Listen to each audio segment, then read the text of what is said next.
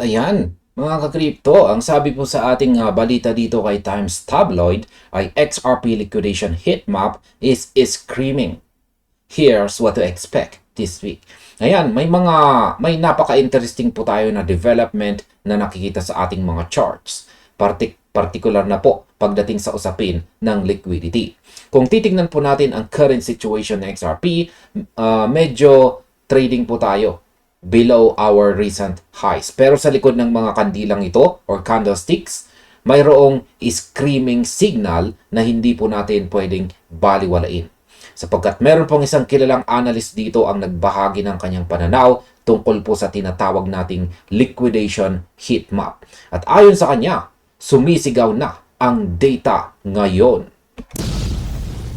Kaya ang tanong, bakit nga ba screaming or sumisigaw?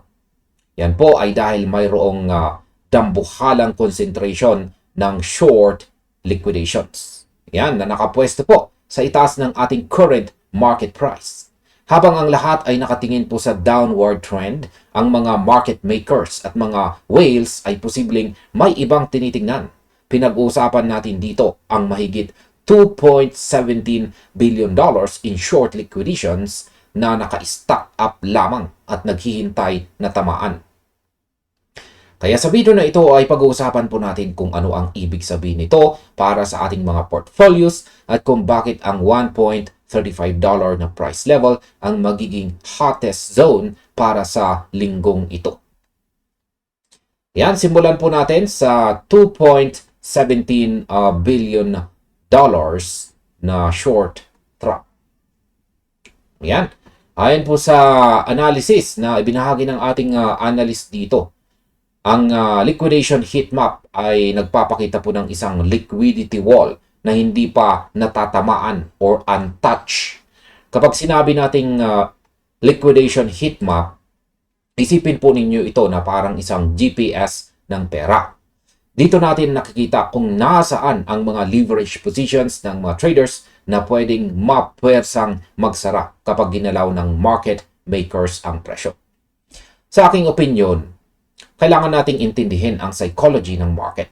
Ang data na nakikita natin sa Binance XRP USDT Perpetual Futures ay nagpapakita na habang bumabagsak sa XRP mula sa presyong $1.30 pababa po sa $1.10 nitong nakarang linggo, parami ang mga traders na nag-o-open po ng kanilang mga short positions. Ibig sabihin, tumataya sila na lalong bababa pa ang presyo. Pero heto po ang catch. Habang dumadami ang nagsushort, lalo namang lumalaki ang liquidity pool sa itaas. Ang $2.17 billion na yan ay hindi po biro. Para itong isang magnet. Isipin ninyo na ang market ay parang isang giant vacuum cleaner. Ang trabaho ng market ay laging hanapin kung nasaan ang pinakamaraming pera or liquidity para i-clean up ito or linisin ito.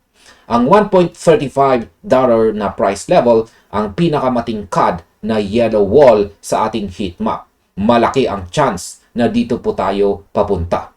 Kaya masasabi ko rito, ang mga short sellers na ito ay masyadong naging kampante sa downward trend. Kapag ang presyo ay bigla pong nag-reverse, ang mga short positions na ito ay mapipilitang mag-buy back para magsara na lalong magbibigay ng buying pressure at pwede pong mag-trigger ng isang mabilis na spike paitaas. Para itong isang overload power grid. Kapag masyadong maraming demand sa isang side, sa kasong ito ang shorts, ang tendency ay magkakaroon po ng short circuit o yung tinatawag nating short squeeze. Ang $1.35 na price level ay hindi lamang po basta target. Ito ang area kung saan maraming stop losses at liquidity prices ang nakatambak. Kung ikaw ay isang whales o market maker, saan mo dadalhin ang presyo? Siyempre, doon sa kung nasaan ang bilyong-bilyong dolyar na liquidity. Yan, pag-usapan naman po natin ang yellow wall dito sa presyong 1.35. Ayan, kitang-kita po natin dito sa chart yung yellow wall na yan. Ang heat map ay gumagamit po ng mga kulay para ipakita ang intensity ng liquidity. At ayon po sa analysis, ang $1.35 region ang brightest area or pinakamaliwanag dito sa chart natin ngayon. Ito ang tinatawag nating untouched liquidity wall. Kahit nagkaroon tayo ng market activity nitong mga nakaraang araw, hindi pa rin nasasagi ang level na ito. Ngayon, bakit $1.35? Kung titingnan po natin ang history ng price action natin, ito po ang area kung saan maraming traders ang naging bearish matapos tayong bumagsak mula sa mid $1.30 range. Sa tingin ng marami, hindi na tayo babalik doon. Pero sa trading, madalas mangyari ang kabaliktaran ng inaasahan ng nakararami. Ang $1.35 yellow wall ay parang isang unopened treasure chest. Hindi titigil ang market hanggat hindi ito nabubuksan. Ang aking opinion sa yellow wall na ito ay simple. Ito po ang main target para sa week na ito. Ang presyo ay parang isang hunter at ang liquidity sa $1.35 ang kanyang prey. Yan. Kapag nakakikita tayo ng ganitong kalaking concentration ng pera sa isang specific level, ang probability na tamaan iyon ay tumataas. At ang tanong ay bakit? Dahil ang market makers ay kailangan ng exit liquidity. Para makapag-sell po sila ng malaki, kailangan nila ng mga buyers. At sino ang mga buyers sa $1.35? Yan, $1.35 na price level. Yan, yung mga short sellers na kailangang mag-buyback dahil na liquidate po sila. Kaya kung ako po sa inyo ay huwag kayong masyadong mag-focus sa current red candles. Mas tignan po ninyo kung nasaan ang heat. Yan, ang init. Hanggat nandoon po ang yellow wall dito sa $1.35 dito, may dahilan sa XRP na umakyat. Ang tanong na lang ay kung kailan ito sisimulan. Kaya isipin po ninyo ito na parang isang dike na punong-puno na ng tubig. May pressure na nabubuo sa ilalim at sa oras na magkaroon ng maliit na crack, ang tubig ay dadaloy ng mabilis patungo sa $1.35 price level. Ngayon ay pag-usapan naman po natin ang debate sa community. Garantisado ba ang liquidity? Ayan. Hindi lahat po ay kumbinsido sa screaming heatmap na ito. Meron pong isang commenter na nagngangalang Zio Wolf. Ayan. Siya ay nagsabi na ang presensya ng liquidity sa itaas ay hindi po guarantee na aakyat ang presyo. Sabi niya ang short sellers ay pwede pong mag-profit kahit bumagsak ang market at pwede pong mag-close ng position voluntarily nang hindi kailangang ma-liquidate. May punto rin naman itong si Zio Wolf. Pero kailangan nating tingnan ang scale.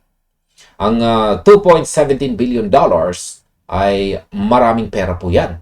Hindi lahat ng traders ay may disiplina na mag-close manually. Lalo na ang mga retail traders na gumagamit po ng mataas na leverage. Ang opinion ko po sa skepticism na ito ay it's good to be cautious. Pero wag po natin kalimutan na ang market makers ay hindi po nagtatrabaho para sa charity. Ang goal nila ay makuha po ang pinakamaraming liquidity sa pinakamabilis na paraan. Meron pa tayong isang user dito naman na si Jay. Ayan, highlight lang natin. Ayan, siya ay nagtanong. Sabi niya, ano bang meron sa $1.35 na yan? Ayan, reclaiming that price is not a major achievement. Para sa kanya, parang overhype lang ang level na ito. Pero para sa akin, hindi ito tungkol sa achievement ng price point. Ito po ay tungkol sa volume at momentum.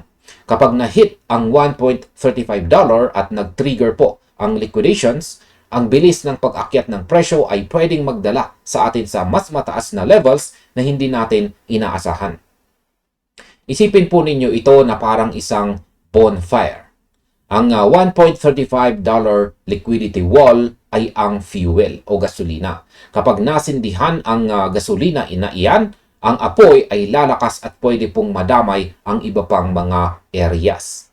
Kaya kahit sabihin natin hindi special ang $1.35, ang epekto ng pagtama sa level na iyon ay pwede pong maging special para sa price action ni XRP.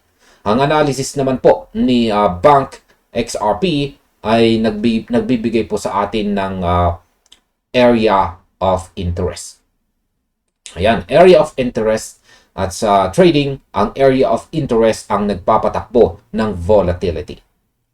Yan, si Crypto 007 naman dito. Ayan po, si Crypto 007 ay nagbigay naman ng mas balance na view. Inamin niya na ang liquidity pool sa $1.35 ay totoo at pinapansin talaga ito ng mga market makers. Pero nagbigay din siya ng warning kung saan ang liquidation maps ay not predictive tools. Ibig sabihin, pinapakita lang nila ang potential targets at hindi po ang guaranteed future price. Sa aking opinion ay agree naman ako dito kay Crypto 007 dito. Hindi natin dapat gamitin ang heat map bilang magic ball na magsasabi kung anong oras eksaktong aakyat sa XRP. Ang heat map ay isa pong map, hindi po isang schedule. Sinasabi lang nito sa atin kung nasaan ang mga landmines. Kung ang market makers ay gustong sumabog ang market, alam na nila kung saan nila itutulak ang presyo. Kaya ang opinion ko po para sa lahat ngayong linggo ay bantayan po natin ang price action kapag lumapit na po tayo sa presyong $1.20 to $1.25 na price range. Ito po kasi ang magiging setup zone. Kung makakita tayo ng biglang spike ng volume habang umaakyat, iyan na ang hudyat na ang market makers ay magsisimula ng mag-hunt ng liquidations patungong $1.35. Kaya wag po kayong magpapadala sa FUD o takot kung makita po ninyo ang heat map ay screaming or sumisigaw. Gamitin po ninyo itong advantage para malaman kung saan ang exit strategy ng mga big players. Ang $1.35 na price level ay parang isang finish line. Maraming obstacles sa daan pero ang premyo ay nandoon sa dulo. Bilang mga traders, ang trabaho po natin ay hindi hulaan ang future, kundi mag-react po sa data na nasa harapan natin. Ang data ngayon ay nagsasabing may bilyong-bilyong dolyar na naghihintay sa $1.35 na presyo. Isang mabilis na galaw lang paitaas at pwedeng magkaroon po ng domino effect na magpapahirap sa mga bearish traders at saka weak holders. Yan, ngayon ay ano naman ang dapat nating asahan sa linggong ito? Yan, ang linggong ito ay punong-puno ng tensyon para kay XRP. Ang liquidation heat map ay malinaw na nagsasalita o sumisigaw gaya ng sabi ng ating analyst dito. Ang $2.17 billion o short liquidation sa itaas ng ating current price ay isa pong dambuhalang oportunidad para sa isang short squeeze. Habang ang Binance Perpetual Futures ay nagpapakita ng matinding concentration sa $1.35, ang mga traders ay dapat pong manatiling alerto. Asahan natin ang volatility. Ang yellow liquidity wall dito ay hindi po mananatiling untouched habang buhay. Ang market ay laging humahanap ng paraan para balansehin ang order books. At madalas ginagawa ito sa pamamagitan ng pagtama sa mga areas na may pinakamataas na liquidity. Kaya ang masasabi ko po ay be smart, stay updated at huwag pong kalimutan ang bawat screaming heatmap ay may kwentong gustong sabihin tungkol po sa susunod na galaw ng smart money. Kaya tingnan natin kung ang $1.35 ba ang magiging turning point natin para sa buwan ng June. At hanggang dito na lamang po tayo sa video na ito mga ka-crypto. Maraming salamat sa inyong panunood. Maaaring panoorin na rin ninyo ang recommended video natin dito.